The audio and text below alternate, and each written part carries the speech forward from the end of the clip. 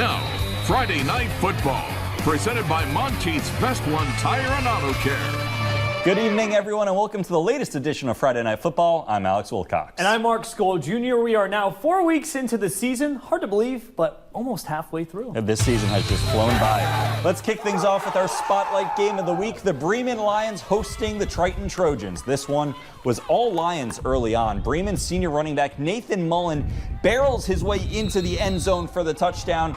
The Lions went for two to make it 8-0. And on Bremen's very next offensive play, Ryan Caldwell hits Justin Zumbrin in stride for the 57-yard touchdown. That puts Bremen ahead 15-0. However, the Trojans would respond on their next drive.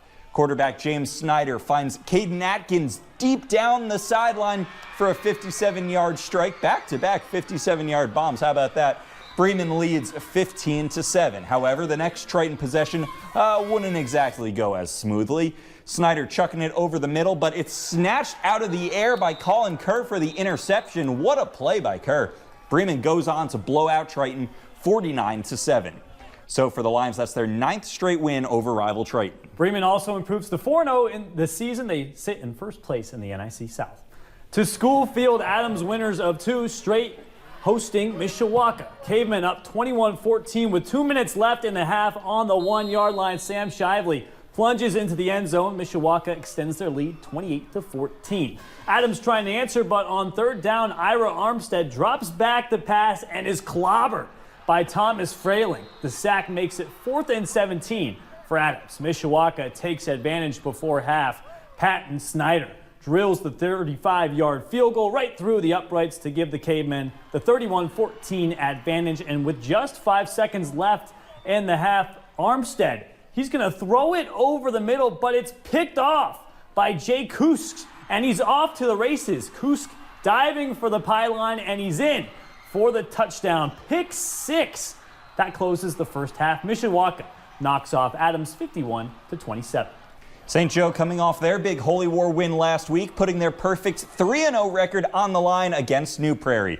Cougars up 21-8, final minute of the half. Chris Mays takes the handoff and barrels his way inside the 1-yard line. And then on the very next play, he finishes off the drive with the touchdown run to extend New Prairie's lead 27-8 right before halftime. St. Joe looking for a spark in the third. Ashton Roskowski steps up in the pocket and then takes off, scrambling for the first down, but the drive would stall from there. The Cougar offense didn't need a spark. Chase Ketterer finds Cade Boniface behind the Indian defense, and he's off to the races down the sideline, 82 yards to the house. New Prairie goes up 33-8. The Cougars hand St. Joe their first loss, 41-28, the final. Homecoming night at Marion High School as Michael Davidson and the Knights look to bounce back after last week's loss in the Holy War with a win over Riley. Riley led 7-6 at halftime, but Marion was rolling in the third. Michael Gibson puts the speed on as he crosses the goal line for his second touchdown of the night. Marion takes the 12-7 lead. On Riley's next possession, they went for it on 4th down once, but the second time on the drive didn't go as well. Wildcats quarterback Senator Brown is brought down in the backfield by Traylon Markham. Turnover on downs. And on Marion's next drive, Knights kicker Hunter Renner drills a 33-yard field goal as the Knights lead Riley 15-7. Marion goes on to win this one 21-13. Elsewhere in the NIC, Penn beats Orchard Lake Stake Marys 20-17, and Jimtown knocked off Glenn 27-10. And Washington handed Clay their 26th straight loss, beating the Colonials 57-10. In Marshall County, Northridge taking on Plymouth. We'll pick things up in the second half. The Raiders out in front. Joe Barron with the quick handoff to Seth Rundell heading up the left side, and he's off to the races. Not a single Raider anywhere near him. That'll put Plymouth within striking distance, but they still trail 16-13. Rockies fighting back later in the third. Barron going deep down the sideline to Jacob Deaton in the end zone. Deacon doing his best Julio Jones impression there. Rockies take the lead 20-16 in the third. Raiders with the ball stuck at the goal line for a couple downs, just trying to punch it in. But the third time's the charm. Tug Maudlin forces his way into the end zone, giving the Raiders the 23-20 lead. Northridge goes on to win this back and forth battle 37-34 over Plymouth. Now, Bremen was the winner of this week's Friday Night Football Pep Rally, presented by Monty's Best One. But there's a chance we could be at your school next Friday. That's right, and you can vote now for next week's matchups. Those matchups are John Glenn hosting Knox, Marion hosting Jimtown, and New Prairie hosting Mishawaka.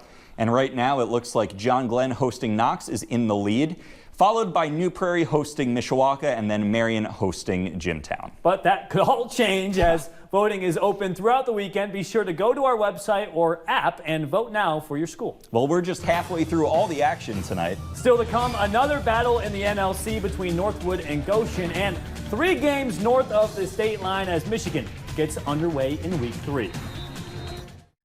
Now, back to Friday Night Football.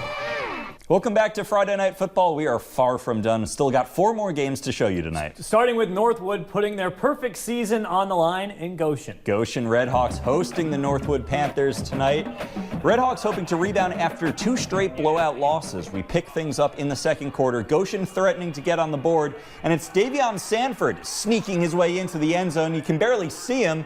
He'll punch it in for the touchdown. The Redhawks take the 1-point lead with the extra point, giving their cheerleaders plenty to cheer about. But Northwood would fight right back. Very next possession, Panthers quarterback Bronson Yoder says, "I'll just do this myself." He parts the Red Sea to go all the way. Northwood takes the 14-6 lead. Ball boys bringing back the whip to celebrate. Northwood's not done yet. Later in the second, Yoder again. Just call him Moses. He carries it in to put the Panthers up 22-6. Northwood goes on to win this one 43-14. Other NLC action, Warsaw bounced back from their loss to Plymouth last week, knocking off Memorial 14-7. And Concord gets back to 500, beating Wawasee 49-28. We still have one more Indiana game to show you. Elkhart Central traveled up to Michigan to take on Benton Harbor. Benton Harbor's faithful being fired up to face Elkhart Central this evening, but it was the Blazers that were on fire. Wyatt Hall gets the handoff and plows his way in for the touchdown, and they lead 7-0. Things didn't cool off for the Blazers as Ricky Roca intercepted Keyshawn Alexander's pass, and he went all the way, a pick 6. We've seen Roca do that before, and now it's 14-0, but the Tigers didn't fold. Jalen Jones gets the ball and bounces left to right, bobs and weaves until there's nothing but open country, and Benton Harbor is on the board. They trail 14-6. Elkhart Central comes right back with a fake pass that faked out our cameraman and allows Wyatt Hall to waltz on in for another touchdown. In the end, Blazers win 35-12. Niles looking to pull above 500, hosting Lakeshore this evening. First drive of the game, Lancers on the move.